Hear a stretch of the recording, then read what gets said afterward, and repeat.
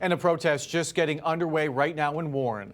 7 Action News reporter Jennifer Ann Wilson is there and shows us the new social media movement happening today. Jennifer Ann. Yeah, good evening. I am at 8 Mile and Van Dyke, where protesters are just beginning to arrive for the demonstration this evening. And the organizers of this protest said they chose Warren because African Americans are generally in more danger in suburbs. I mean, think about that for a minute. I grew up in the suburbs and I felt completely safe, but I also grew up with people who look just like me, pretty much. And the thing is I just don't have the same life experiences. And if you're watching, you might not either. But today, those in the African American community are asking those of us who are not African American to stop, listen with an open mind, and do a little research on race in America.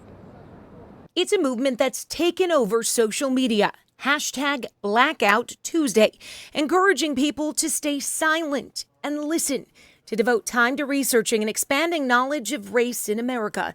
But where do you begin? One possible place to start is to learn why organizations like Black Lives Matter were founded in the first place.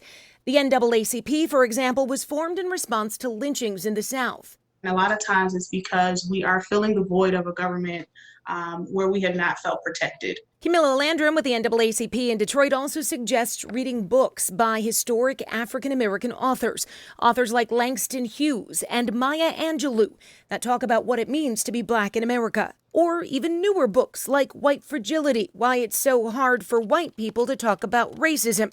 That's a book that challenges you to ask some deep questions. Why is my community all white? Why are there no African Americans that live on my block? Why didn't I go to school with any African Americans or of anyone with any other culture?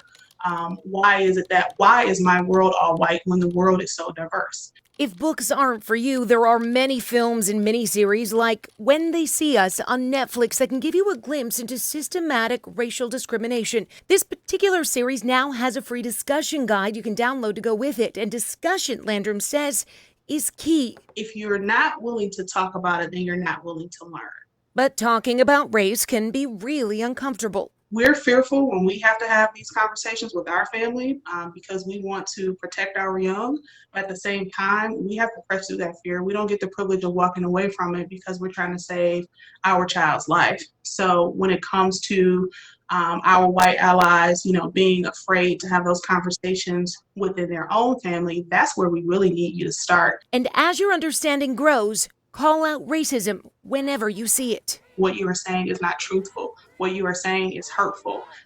That's one of the very first steps that anybody can take to help address racism within our country.